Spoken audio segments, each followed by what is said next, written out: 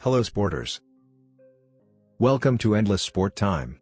Michael Jordan is undoubtedly the best player in NBA history. He has 5 MVP awards, 10 All-NBA First Team awards, 9 All-Defensive Team awards, 14 All-Star Game appearances, 10 scoring titles, 3 steals leader title, 6 NBA championships, and 6 NBA Finals MVP award. And he did more than any other player to advance the game of basketball. To accomplish all of this, Michael Jordan used his unmatched competitive edge. But sometimes, Air Jordan takes the desire to win the competition into the realm of threats. He may have smiled on Wheaties box or shoes ads, but make no mistake, Michael Jordan was a big-time bully. You only have to look at these crazy stories for proof. From teammates to rivals, from the regular season to the playoffs, MJ never rested. Here are the top 7 NBA players that were bullied by Michael Jordan. 7. Jim Jackson. During the 1996-97 season, Jim Jackson, of the New Jersey Nets, did well against Michael Jordan and the defending champions, the Bulls. Staying afloat against the all-time greatest inspired Jackson to get into a bit of drawing. Unfortunately for Jackson, his attempts at trash-talking with Jordan were unsuccessful. Jordan silenced him, pointing out what Jackson was wearing, that is, Jordans. The Bulls kept playing. We can only assume that Jackson changed his shoes immediately after the game. 6. Craig Ehlo. Michael Jordan holds the NBA playoff scoring record, with 69 points.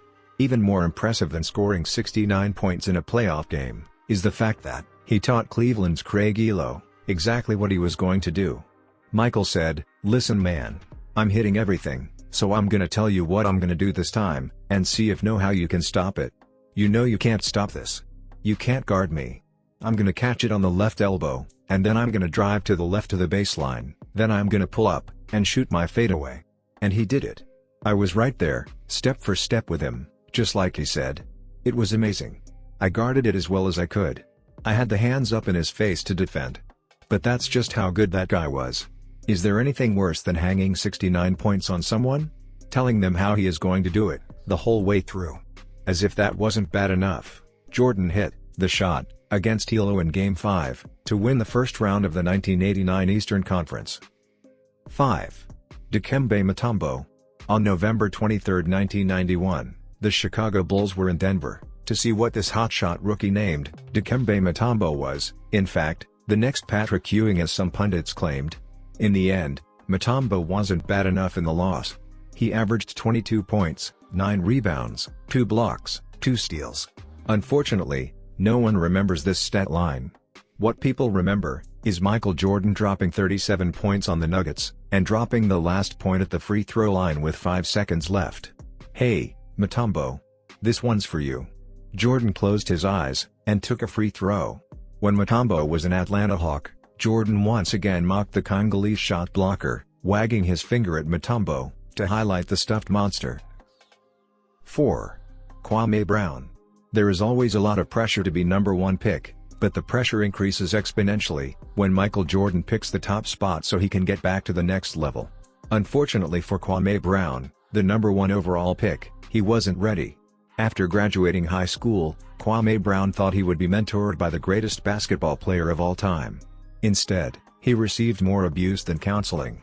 According to multiple sources, Jordan will say and do anything to make Brown cry in front of the team. Maybe Michael was trying to encourage the boy. It doesn't change the fact that Kwame Brown hasn't developed into the player he could have been. 3. Rodney McRae. Rodney McRae only spent 1 season with the Chicago Bulls, but Michael Jordan was constantly abusing him. MJ's most infamous accusation against McRae was, "You're a loser. You've always been a loser." McRae retired after the 1993 championship. "He's the toughest and most competitive player I've ever seen," former Chicago Bulls assistant coach, Johnny Box said. "It's what makes him the best player in my opinion. He practically destroyed Rodney McRae for us." 2. Mugsy Bogues. When former Chicago Bulls assistant coach, Johnny Box, coached the Hornets in 1995, they had a good team. Glenn Rice, Alonzo Mourning, Larry Johnson, Del Curry, and Mugsy Bogues. In the playoff series against the Bulls, the series was tied at 2. And the Hornets had a chance to win Game 5 in Chicago. The Hornets went down to 1 and Mugsy got the ball. Jordan, in true bully style, backed off Bogues, and told him, "Shoot it, you dwarf." So Mugsy shot it, and missed it. A year later, Mugsy told Johnny Bogues that, he believes that single play ruined his career, as his shot was never the same afterwards. 1. Charles Barkley. NBA Finals, 1993, Suns vs. the Bulls. Michael Jordan, and Charles Barkley, agreed to play golf the day before Game 4. The pair reportedly played 48 holes that day. To sweeten the afternoon, Michael Jordan offered Barkley a pair of $20,000. When asked why he gave the earring to Barkley, Jordan said, "He will not get in my way for the rest of the series. What is $20,000 to me? Charles thinks we're great friends. I hate that fat man."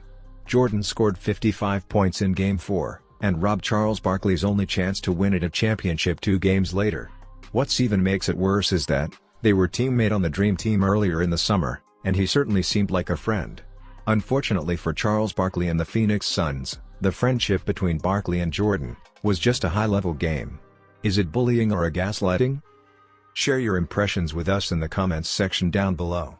Do you really think that's what it takes to be the greatest player of all time? Or that was just how he was?